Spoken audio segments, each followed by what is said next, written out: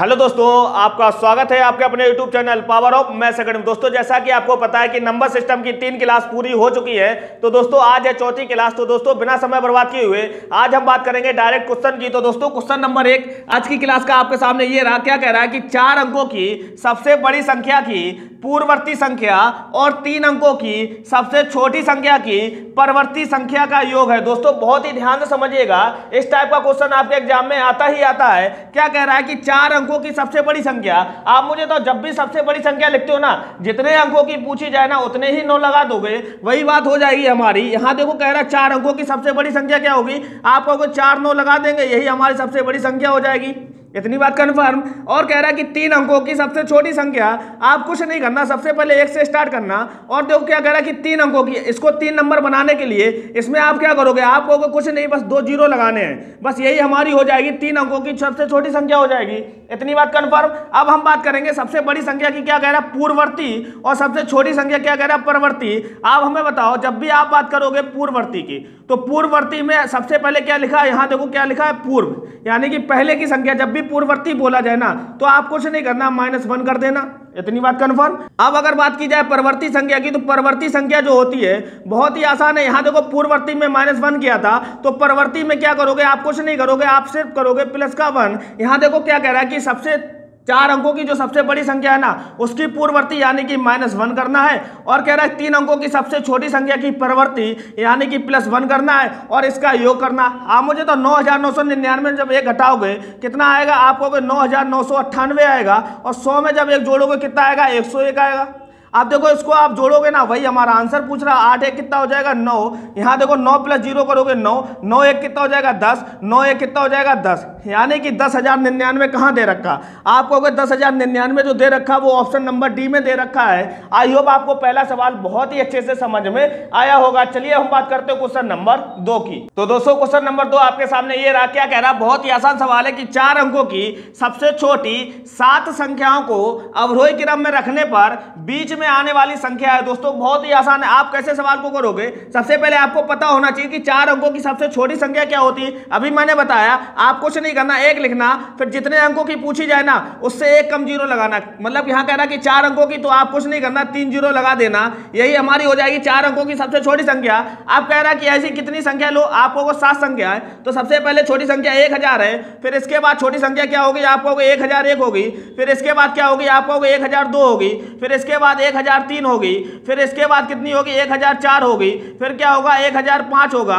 फिर क्या होगा, 1006 होगी। आप मुझे तो कितनी संख्या हो गई, 1 2 3 4 5 6 7 हो गई। आप कह रहा है कि अवरोही क्रम में लगा दीजिए। मैंने बताया कि अवरोही क्रम क्या होता है, सबसे पहले बड़ा नंबर, फिर उससे छोटा, फिर उससे छोटा, इस टाइप को बोलते हैं अवरोही क्रम। इतनी बात समझ में आया, तो कुछ नहीं कर दीजिए। सबसे पहले बड़ा नंबर क्या है, आपको 1006 है, 1006 लिख दोगे। फिर इसके बाद इससे छोटा क्या है, आपको 1005 है। फिर इससे छोटा क्या, आपको 1004 है। फिर इससे छोटा क्या, आपको 1003 है। इसी प्रकार से 1002 आएगा, फिर 1001 आएगा, और फिर कितना आएगा, 1000 आएगा। आपसे कह रहा है कि बीच में आने वाली संख्या कौन सी है। आप मुझे तो यहां से अगर मैं 3 इधर उठा लेता हूं और 3 इधर उठा लेता हूं, आप कहोगे जो बीच में आएगा वो कितना आएगा, आप कहोगे 1003 आएगा। 1003 कहां दे रखा, option number D is the right answer. I hope आपको समझ में आया होगा। चलिए हम बात करते हैं क्वेश्चन नंबर 3 की। तो दोस्तों क्वेश्चन नंबर 3 आपके सामने ये रहा। बहुत ही आसान सवाल है। क्या कह रहा है कि आपके सामने इतना नंबर लिखा है ना, आपको क्या करना है, इसको पढ़ा जाएगा। आपके सामने ऑप्शन लिखे हैं ना, तो पढ़ना आप बचपन से सीखते आ रहे हो। कैसे पढ़ते हो, आप कहोगे इधर से स्टार्ट करते हैं, राइट हैंड साइड से। इकाई, दहाई, सैकड़ा, हजार, 10,000, लाख, 10 लाख, यानी कि नंबर दिया गया है 23 लाख। 23 लाख कहाँ दे रखा है, यहाँ देखो 2 लाख दे रखा, खत्म। यहाँ देखो 23 लाख दे रखा है, यहाँ भी 23 लाख दे रखा है, यहाँ दे रखा है 23,000, ऑप्शन नंबर डी भी खत्म। आप देखो 23 लाख तो दे रखा है, अब यहाँ देखो क्या दे रखा है 50,000, यानी कि 50,000 कहाँ दे रखा है, यहाँ देखो 35,000 दे रखा है, ऑप्शन नंबर बी भी खत्म हो जाएगा। 3 ऑप्शन खत्म हो गए, तो यहाँ ऑप्शन नंबर सी में तो 100% दे ही रहा होगा।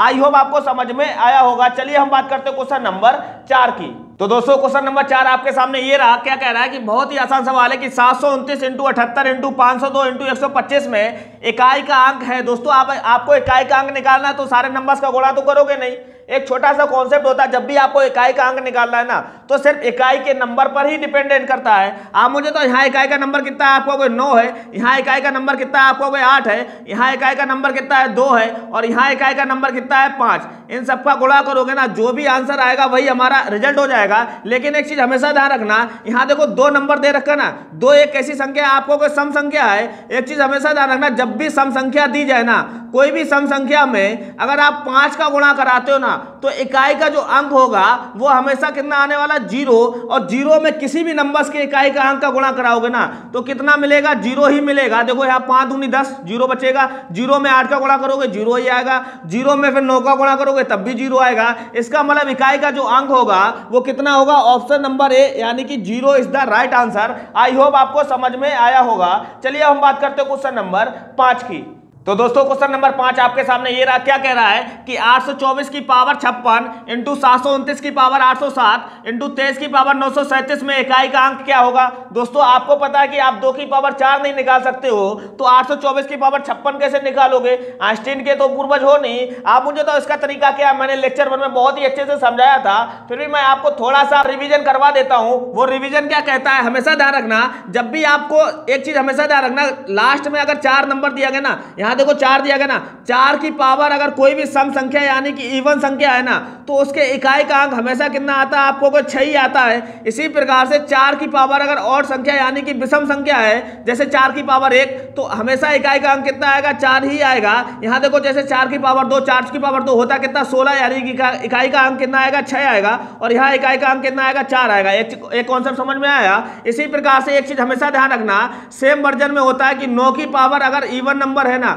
9 की पावर इवन नंबर मतलब 2 की पावर 2 है, तो आप मुझे तो इकाई का अंक जो आएगा वो कितना आएगा 1 आएगा। इसी प्रकार से 9 की पावर अगर ऑड नंबर है तो हमेशा इकाई का अंक कितना आएगा 9 ही आएगा। इतनी चीज समझ गए।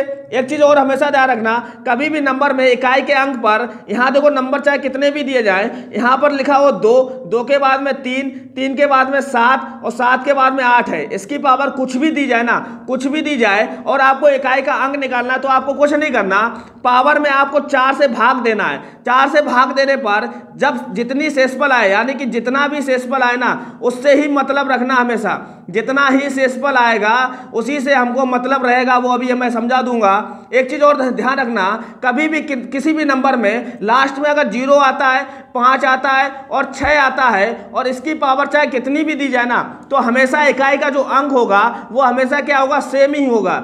यानी कि 0 की पावर कुछ भी होगी तब भी इकाई का अंक 0 ही होगा, 5 की पावर कुछ भी होगी तब भी इकाई का अंक 5 ही होगा। अब यहाँ पर करते हैं सवाल को। यहाँ दे रखा है 4 की पावर क्या दे रखा है 56, यानी कि 56 जो है एक सम संख्या है। सम संख्या क्योंकि ये 2 से कट रही है ना, इसका मतलब इस नंबर में इकाई का जो अंक आने वाला है वो कितना आने वाला, आपको 6 आएगा। इतनी बात कन्फर्म। अब यहाँ देखो, यहाँ दे रखा है 729 यानी कि 9 दे रखा है इकाई का अंक, क्योंकि आपको पता है इकाई का अंक जो होता है इकाई के अंक पर ही डिपेंडेंट करता है। अब मुझे तो यहाँ देखो 9 की पावर क्या लिखी है, आपको कोई ऑड नंबर लिखा है, क्योंकि कॉन्सेप्ट तो यही कहता है ऑड नंबर। क्यों? क्योंकि ये 2 से कटेगा नहीं। इसका मतलब इसमें इकाई का जो अंक आने वाला है 9 की पावर ऑड होती है तो कितना आता है, आपको कोई 9 आता है। इतनी बात कन्फर्म। यहाँ देखो इकाई का नंबर कितना है 3, और 3 का नियम ये कहता है कि आप पावर को 4 से भाग करोगे।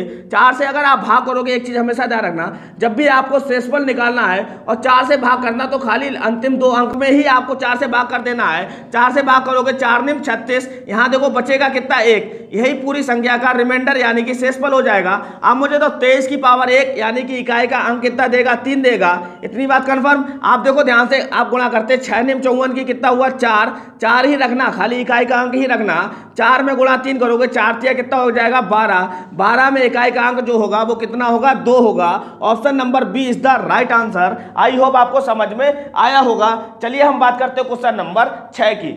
तो दोस्तों क्वेश्चन नंबर 6 आपके सामने ये रहा। क्या कह रहा है, बहुत ही आसान सवाल है कि 10 लाख में कितने हजार होते हैं। जब भी आपके एग्जाम में ऐसा सवाल आता ना तो बहुत ही आसानी से उड़ाइएगा। क्या कह रहा है कि 10 लाख में सबसे पहले आपको 10 लाख लिखना है। आप मुझे तो 10 लाख लिखने के लिए नंबर कहां से स्टार्ट होगा, 1 से होगा, क्योंकि 10 लाख की बात कर रहा है। तो इकाई के बाद में दहाई, फिर सैकड़ा, फिर हजार, फिर 10,000, फिर लाख, फिर 10 लाख। ये देखो 10 लाख हो गया। अब आपसे पूछ क्या रहा, कितने हजार होते हैं। हजार के लिए आपको हजार पता है कैसा लिखा जाता है, आपको 3 जीरो की जरूरत होती है। है तो आप कुछ नहीं करना, इसमें से आप 3 जीरो निकाल लेना। 3 जीरो निकालने के बाद जितना भी नंबर बचे ना, यहाँ नंबर कितना बचा 1000, तो उतने ही 1000 हो जाएंगे, यानी कि option number B is the right answer. I hope आपको समझ में आया होगा। चलिए हम बात करते हैं क्वेश्चन नंबर 7 की। दोस्तों क्वेश्चन नंबर 7 आपके सामने ये रहा, क्या कह रहा है कि 4 अंकों वाली कुल कितनी संख्या है। दोस्तों जब भी इस टाइप का सवाल पूछा जाए ना तो आपको कुछ नहीं करना, यहाँ पूछा रहा 4 अंकों की, तो आप सबसे पहले नंबर स्टार्ट करना 9 से, फिर सभी को 4 अंक बना देना। 4 अंक बनाने के लिए आपको जीरो लगाने पड़ेंगे। यहाँ देखो 4 अंक बनाने के लिए कितने जीरो लगाने पड़ेंगे आपको, 3 जीरो, 1 2 3, तो यही हो जाएगी 4 अंकों वाली कुल कितनी संख्या होती है। तो क्या कहोगे, आप कहोगे 9000 होती है। Option number D is the right answer. जब भी आपसे इस टाइप के सवाल पूछे जाते हैं, जैसे यहाँ 3 अंकों की पूछता तो 9 से स्टार्ट करते और 2 जीरो लगा देते, यही 3 अंकों की टोटल संख्या हो जाती। आई होप आपको समझ में आया होगा। चलिए हम बात करते हैं क्वेश्चन नंबर 8 की।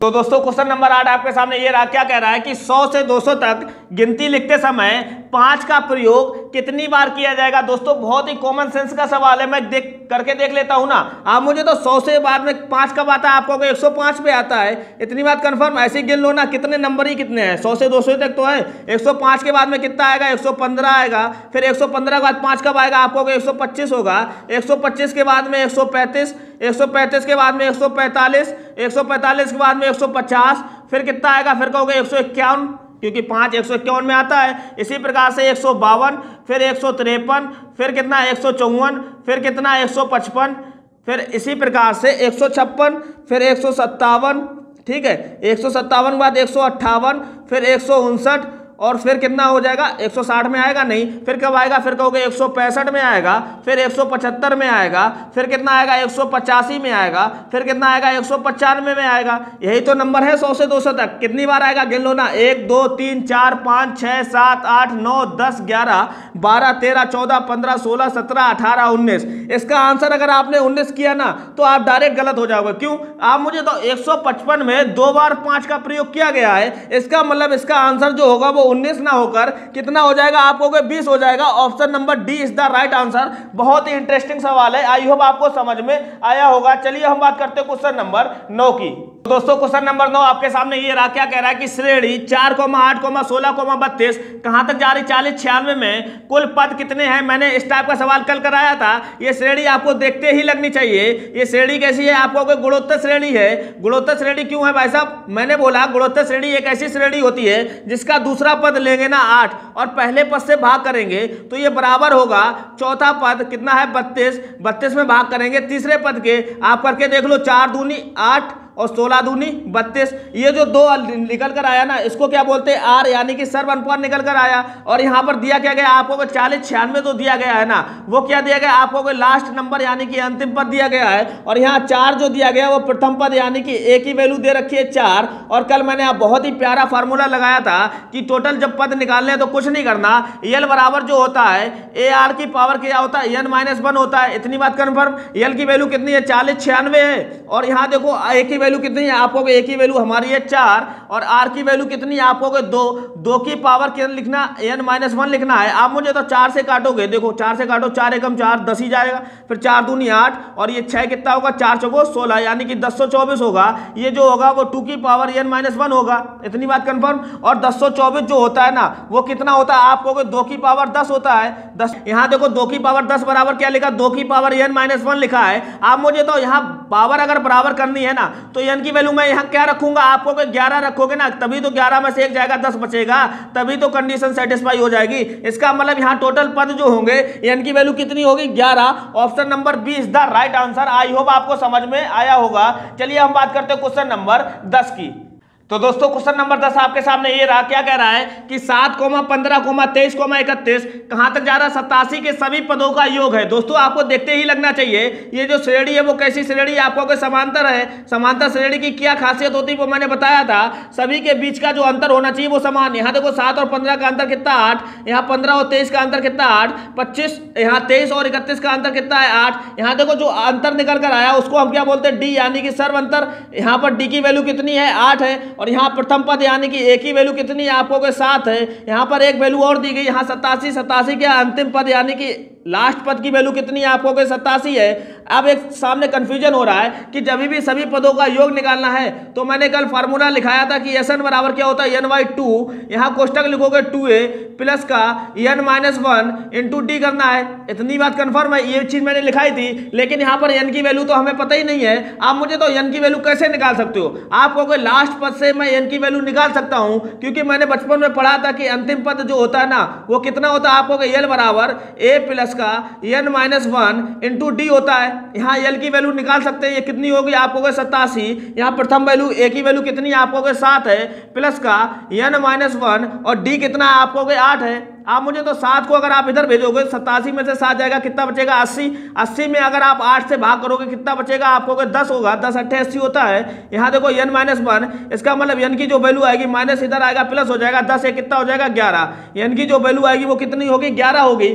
आप मुझे तो बहुत ध्यान से, अब आप इसमें फार्मूला लगाओगे ना तो आप मुझे तो लगाओ फार्मूला, Sn बराबर क्या होगा, आपको 11/2 कोष्टक में 2a की वैल्यू कितनी होगी, a और 7, a की वैल्यू 7 है तो 2a की वैल्यू कितनी हो जाएगी, 2 7 14 प्लस का n की वैल्यू कितनी है 11, 11 में से 1 जाएगा कितना बचेगा 10 और d की वैल्यू कितनी है, आपको 8, यानी कि 10 × 8 हो जाएगा। इतनी बात कन्फर्म। आप मुझे तो 11/2 यहाँ देखो जोड़ोगे ना, 14 प्लस 10 8 कितना होता है 80। आप मुझे तो 80 प्लस 14 हो जाएगा कितना, आपको 94 हो जाएगा। 94 को मैं ऐसे लिख सकता हूँ ना, 94, ठीक। आप 2 से भाग कर दो ना, 2 से काटोगे 2 चौको 8, 2 7 14, यानी कि जो भी आंसर आएगा वो कितना आएगा 11 × 47। और 11 × 47 कितना होगा, 11 से 77 की 7 कैरी लगाओगे 7, 11 चौको 44, 44 और 7 जो होगा वो कितना होगा 51, यानी कि 517 जो होगा वो राइट आंसर हो जाएगा। Option number D is the right answer. I hope आपको समझ में आया होगा। चलिए हम बात करते हैं क्वेश्चन नंबर 11 की।